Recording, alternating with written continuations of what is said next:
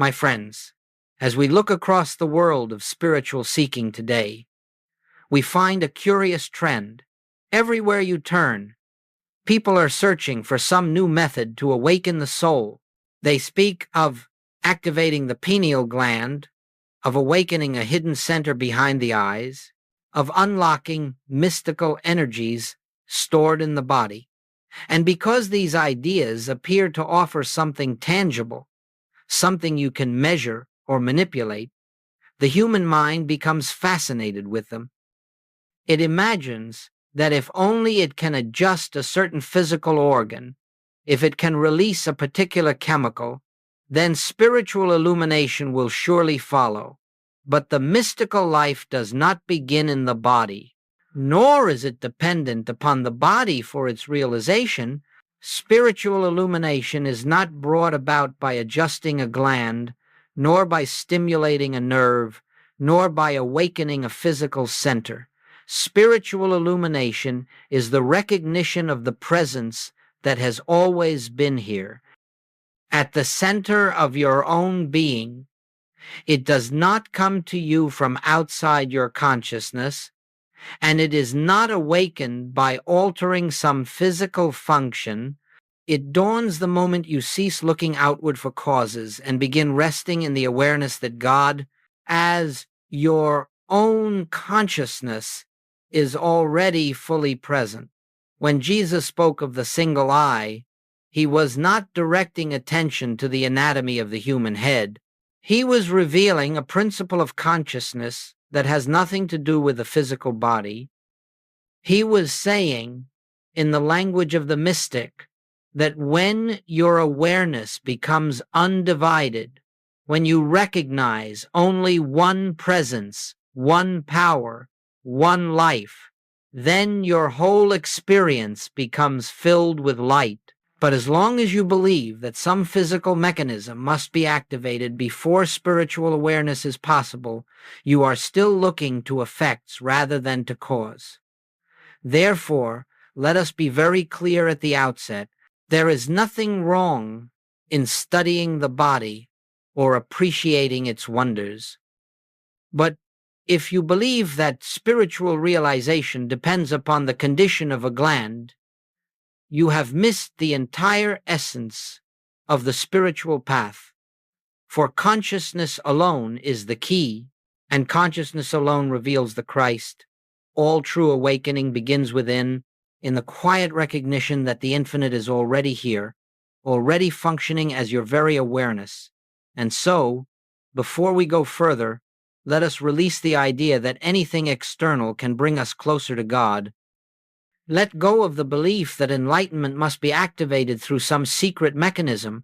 The presence you seek is already present. The light you hope to awaken is the light that has never left you. All that is required is the willingness to look within with a single, undivided awareness and to recognize what has always been true. Now let us turn to the profound statement spoken by the Master. If thine eye be single, thy whole body shall be full of light. For centuries the world has read these words with a physical interpretation in mind. Some have imagined that Jesus was referring to the pineal gland, others to a mystical center located somewhere between the eyebrows, and still others to some hidden organ that must be stimulated or awakened. But Jesus did not teach physiology.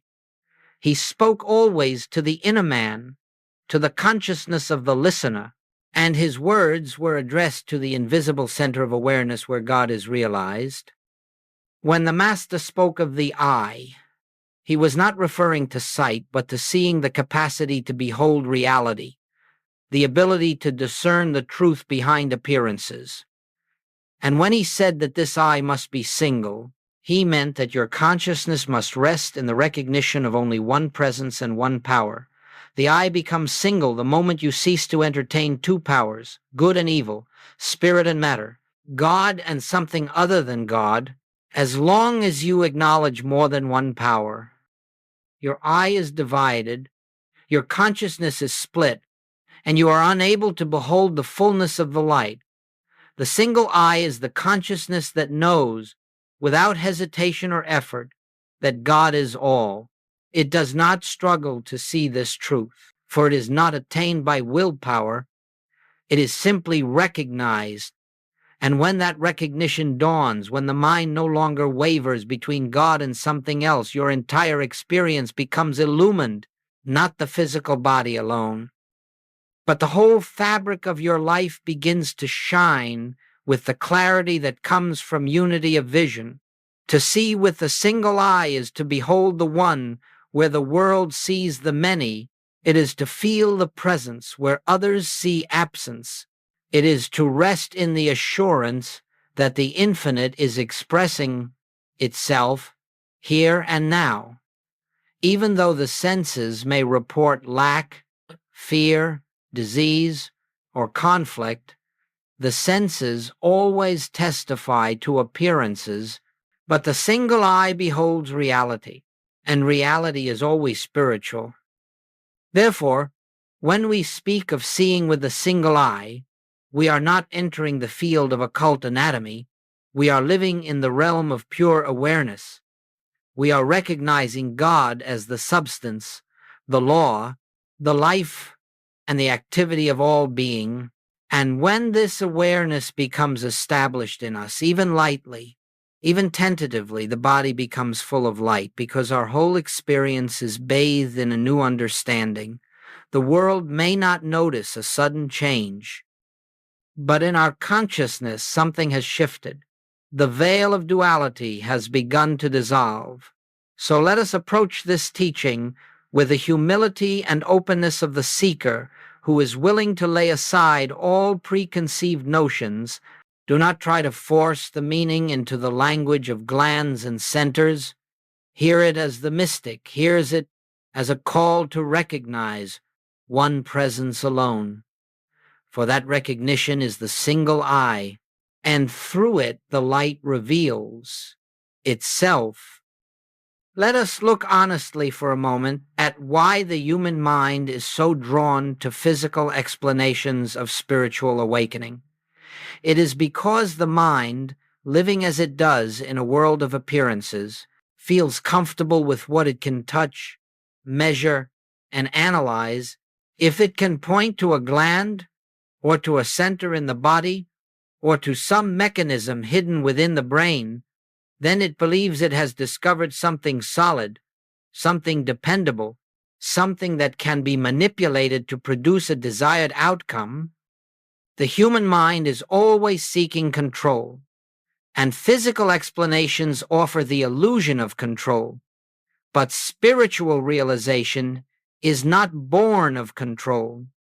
It is born of surrender, and surrender is the very thing the human mind fears. It would much rather adjust a gland than relinquish its belief in two powers. It would much rather stimulate the body than release its reliance upon the senses. It would rather adopt a technique, a method, a process, anything that promises transformation without requiring the mind to relinquish its own authority. You see, the human mind is uncomfortable with the simplicity of truth. It is not satisfied with recognizing that God is the only presence. It insists upon a system. It wants a map. It wants steps. It wants something to do, something to fix, something to activate. And so it grasps for the physical. It says, if only I can awaken this center, then illumination will follow. But all the while, illumination is already present. It is not waiting for a physical change. It is waiting for the mind to become still, to become transparent enough for the light to shine through. Joel Goldsmith taught us that the body does not lead consciousness. It is led by consciousness. If the body were capable of producing spiritual awareness, then every healthy person would be enlightened and every mystic would have a perfect physical structure. But we know from experience that this is not so. Some of the profoundest seers have lived in frail bodies, just as some of the healthiest individuals have never glimpsed the spiritual life. Therefore, the cause cannot be found in the body, it must be found in consciousness. And consciousness does not awaken because chemistry shifts. Chemistry shifts because consciousness awakens. The body reflects the state of awareness. It does not produce it. Trying to reach God by adjusting the body is like trying to reach the sun by polishing the window. It is the light behind the window that matters, not the glass itself. The window may be clean or cloudy, clear or stained, but the sun shines regardless. Your task is not to polish endlessly, it is to turn toward the light. So let us understand why the physical explanation is so tempting. It gives the mind something to hold on to, something it can manipulate. But the mystery of God cannot be manipulated. It can only be recognized. It can only be surrendered to. It can only be realized by the quiet awareness that says, here, where I am, God is. And in that recognition, the need for physical mechanisms fades away, and the truth of being stands revealed. Now, let us speak gently and clearly about the matter that so many today regard with such fascination, the pineal gland. Across cultures and centuries, this small organ has been surrounded by layers of symbolism. Ancient mystics, philosophers, and poets have pointed to it as a metaphor for inner sight, the seat of the soul, the hidden lamp of awareness, and it is natural for the human mind to become intrigued by such symbols. They appear mysterious, and whatever is mysterious seems spiritual to the intellect. But, my friends, a symbol is never the reality. A metaphor is not the truth itself, and when symbolism is mistaken for substance, the seeker becomes lost in forms instead of resting in the formless presence that transcends all forms. The pineal gland is a part of the physical organism. It fulfills bodily functions. It participates in the rhythms of the human structure. But it does not reveal God, nor does it obstruct God. It neither awakens Christ consciousness nor prevents it. It is simply another appearance within the grand tapestry of the body, yet it remains profoundly useful as a symbol, for it directs the attention inward. It reminds the seeker that spiritual sight is not outward vision but inward recognition. It points not to an organ, but to the fact that true seeing does not depend upon the eyes. The mystics spoke of this gland because they needed an image, a picture, a way to indicate that there exists a mode of perception beyond the senses, a seeing that is not done with the eyes but with the awareness itself. If you hold the pineal gland as a symbol, it can be helpful. It can remind you to turn within, to become still, to look beyond appearances. But if you hold it as a cause, a mechanism, or a doorway to enlightenment, then you have missed the entire meaning. No physical structure can open the way to God. No organ can limit the infinite. No biological process can usher in spiritual realization. The function of the body is to serve the experience of human life, but the function of the soul is to reveal the presence of God, and no part of the body can govern the soul. Joel Goldsmith always cautioned us not to confuse the symbol with the reality. He did not deny the beauty of symbols, nor did he criticize their use, but he gently guided us beyond them. He reminded us that the Christ is an activity of consciousness, not a function of the brain.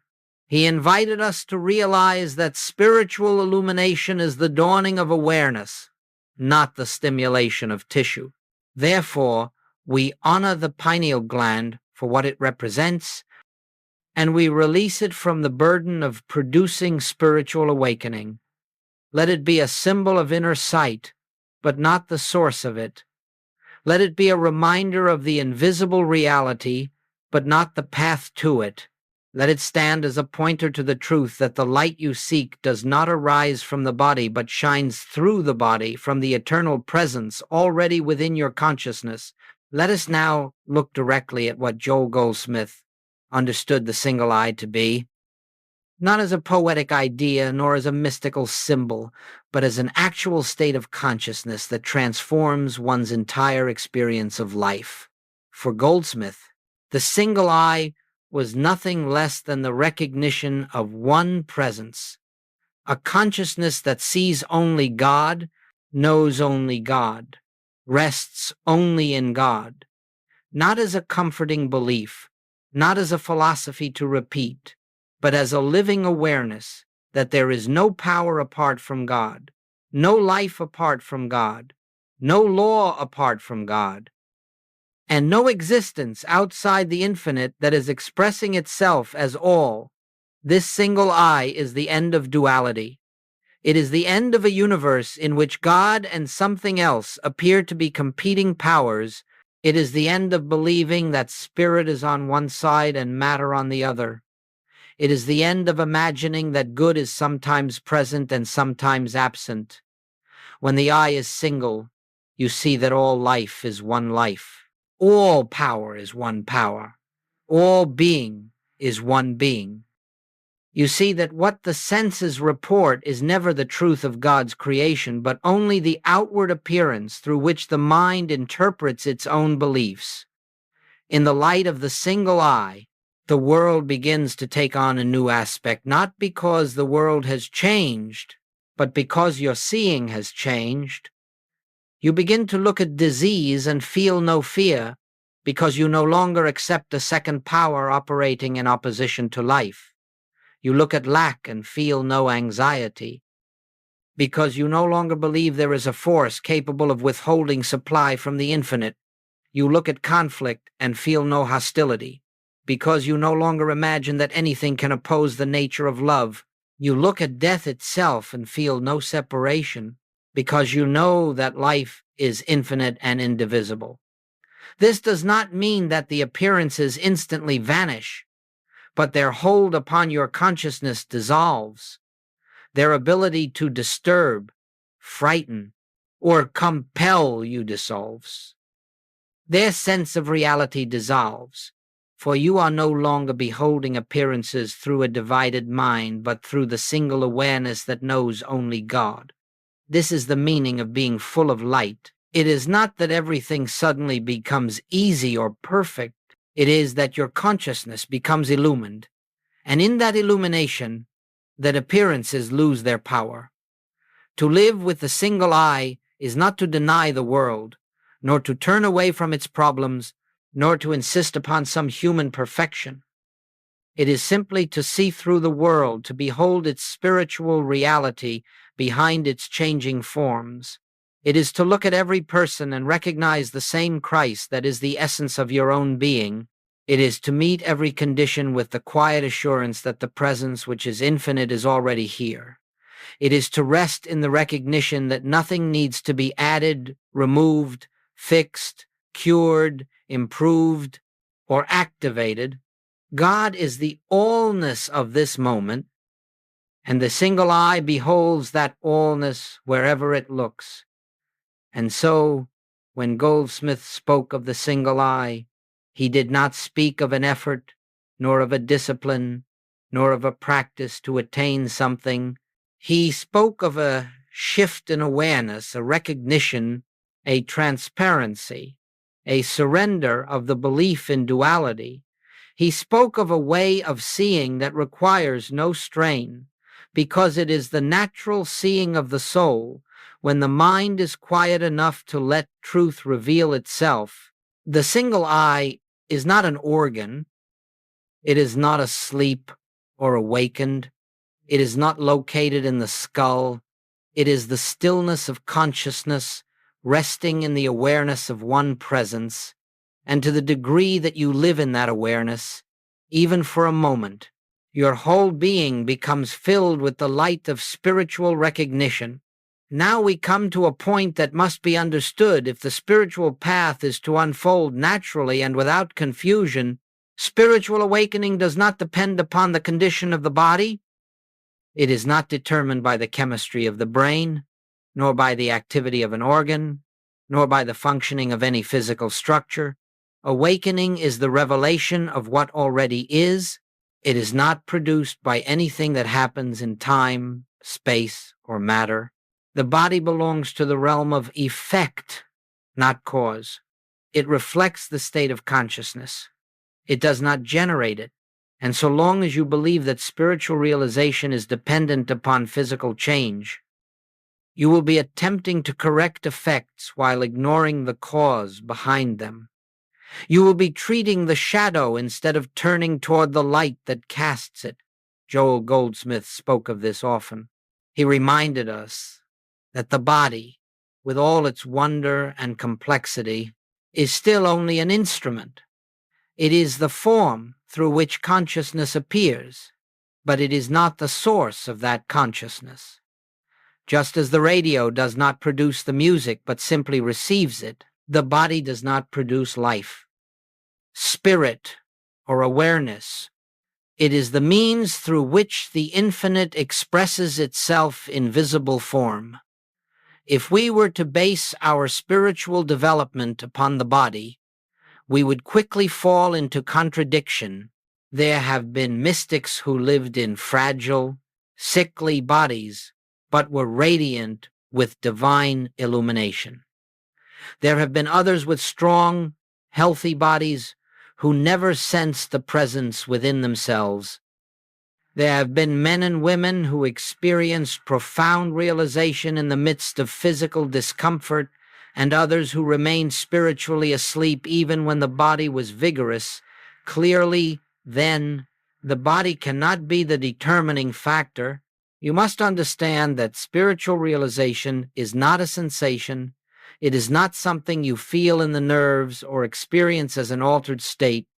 It is a shift in identity from believing yourself to be a separate, human self, subject to the rise and fall of physical conditions, to recognizing yourself as the presence that is eternal, infinite, and untouched by the temporary forms appearing in time.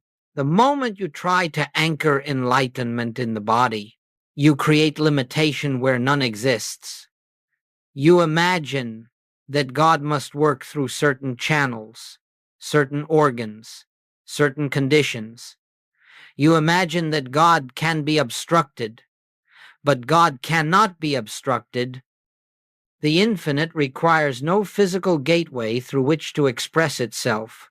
The Christ does not wait for a gland to open before revealing its presence. The light does not ask permission to shine. When consciousness awakens, it does so regardless of the body's condition. If the body is tired, awareness remains clear. If the body is ill, awareness remains whole. If the body is at rest, awareness remains active. Awareness itself is never diminished, disturbed, or hindered by the body, and the realization of this is the beginning of freedom. For the moment you understand that the body is not the path to God, you stop struggling with it. You stop attempting to spiritualize matter. You stop looking for signs in the flesh. You stop seeking in the finite what can only be found in the infinite. And as you release the body from the burden of producing spiritual experience, you become available to the quiet recognition that God is already here as your own consciousness, in this very moment, complete and entire. This recognition is the essence of awakening. It is not a process the body undergoes. It is a realization the soul receives. And when that realization dawns, you discover that the body, far from being the obstacle you once imagined, simply becomes a vessel through which the harmony of spirit may radiate. Now that we have spoken of the nature of the single eye, let us consider how this spiritual vision becomes a living, practical experience. For the truth must be embodied. It must be lived. It must be recognized in the midst of daily activity, not as an effort, not as a discipline imposed upon the mind, but as a gentle, continuous turning toward the presence that is always here. The first practice, if we may call it a practice, is what Joel Goldsmith referred to as the practice of the presence. This is not a meditation technique. It is not concentration. It is not the repetition of words. It is simply the quiet, natural pause in which you remember God is here, not somewhere else, not later on, not when you have purified yourself or adjusted your thoughts, but here in this moment as your very awareness for a few seconds, perhaps no more than a breath. You acknowledge the invisible as the reality of this moment, and then you return to whatever you were doing these moments, repeated throughout the day. Gradually dissolve the belief in separation and establish the sense of unity that is the single I. The second practice is the impersonalization of appearances. When a problem arises, whether it's sickness, lack, fear, or discord, the human mind immediately interprets it as personal. This is happening to me. This is my condition. This is my failure. But Goldsmith taught us to step back from this reaction. He reminded us that these conditions are not personal. They are universal beliefs appearing in individual experience. They are suggestions of a world that sees two powers. And the moment you refuse to accept them as personal, you loosen their hold upon your consciousness. You do not deny the appearance, but you deny that it has truth in God. You deny that it has authority over your being. You deny that it defines your identity. The third practice is the practice of silent recognition. In times of quiet, you rest in the awareness that I am. Not I am this or I am that. Simply I am. You do not attempt to change anything. You do not seek to create spiritual experiences. You do not strive for visions or sensations. You rest, and in this resting, the mind becomes transparent, and the light that is always shining becomes perceptible to your consciousness. This is the simplest of all practices, yet it is the doorway to every deeper realization. The fourth practice is the return to oneness, again and again. Regardless of the conditions that confront you, if fear arises, do not fight the fear. Recognize that fear is simply a suggestion of a second power. If doubt appears, do not resist the doubt. Recognize that doubt is only the echo of a mind that believes itself separate. If turmoil surrounds you, do not attempt to control the turmoil. Recognize that the presence within you is not touched by outer conditions. And in that recognition, you become still. This stillness is the single I. This stillness is the awareness through which God reveals itself. These practices are not steps to perform, nor techniques to master. They are gentle movements of awareness.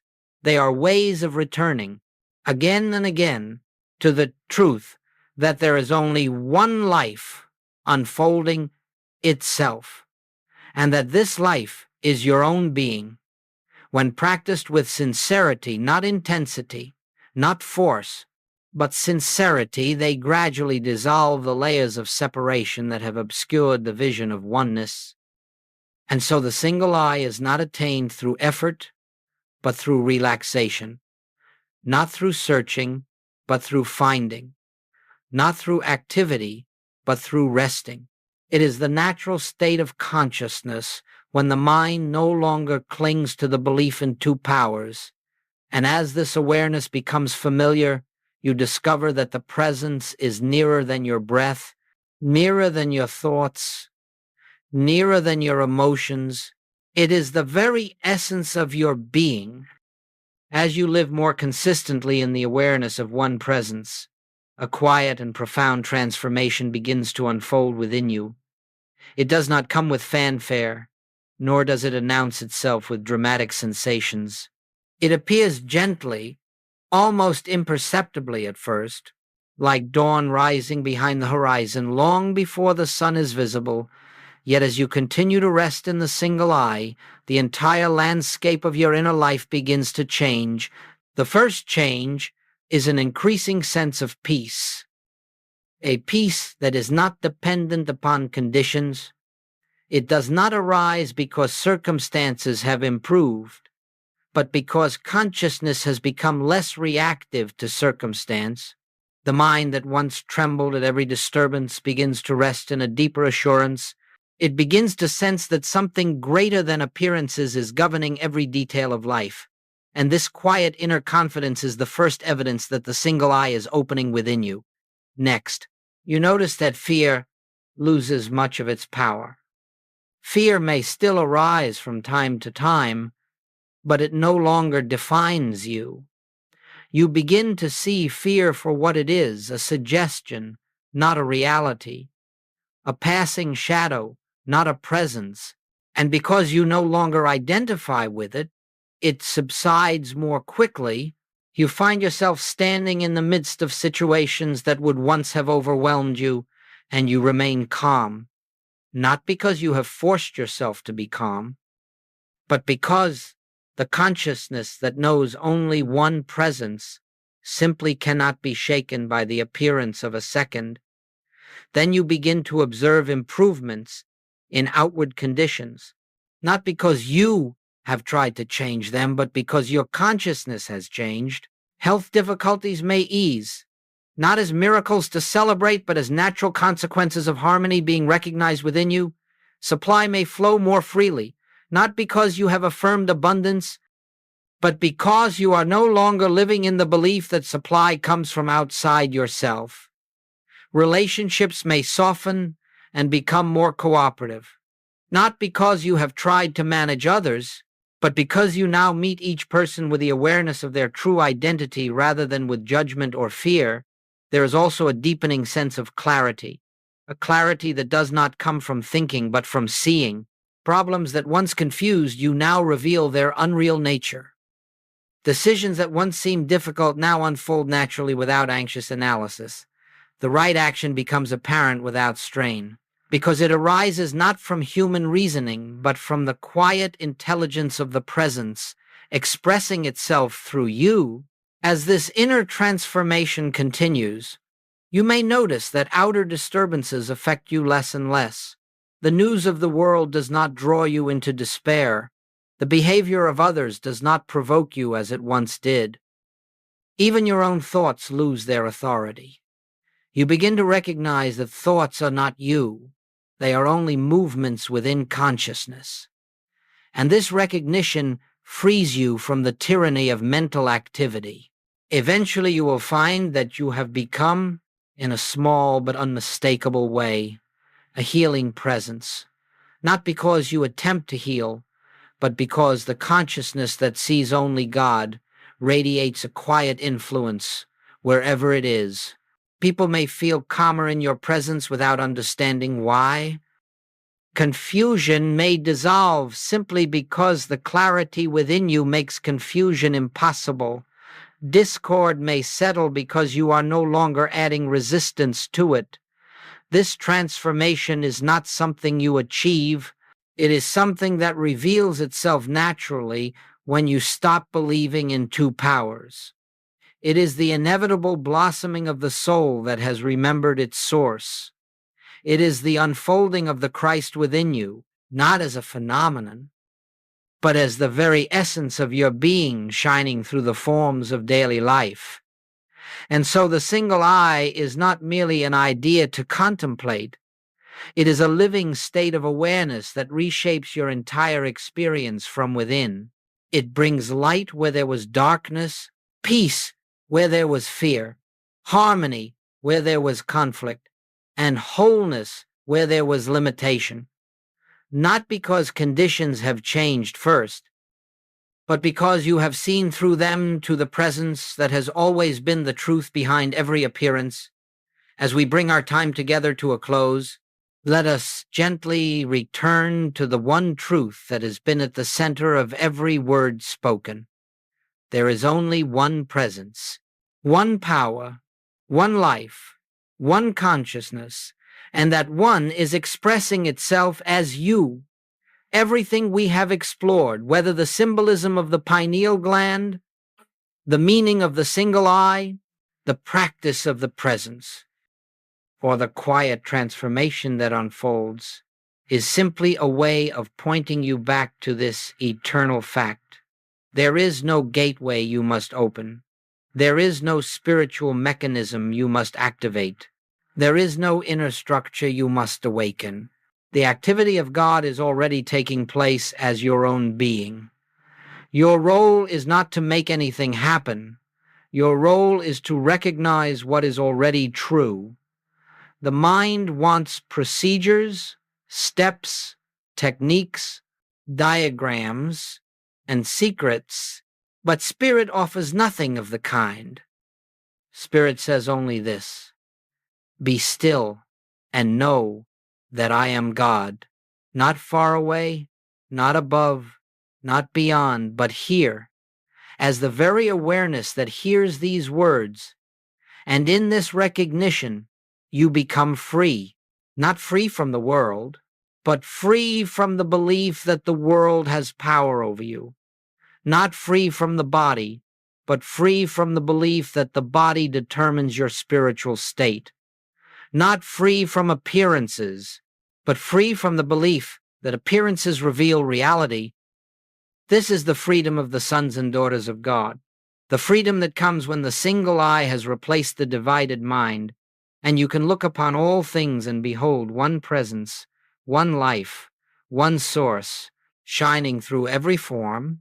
Do not try to hold on to this truth.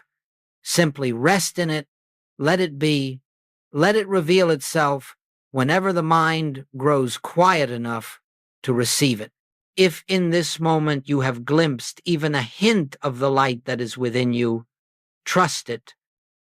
If something within you has stirred, allow it. If peace has touched you, even for a breath, let that trace of peace be enough. It will grow of its own accord, without your effort, because the Christ within you is always seeking expression. And so, as you return to the activities of your day, do not leave this awareness behind. Carry it gently, without strain. Remember, even for a second at a time, I and the Father are one. Let this recognition do its own work in you, for the eye of your being is the light of this world, and nothing can add to it, and nothing can take it away.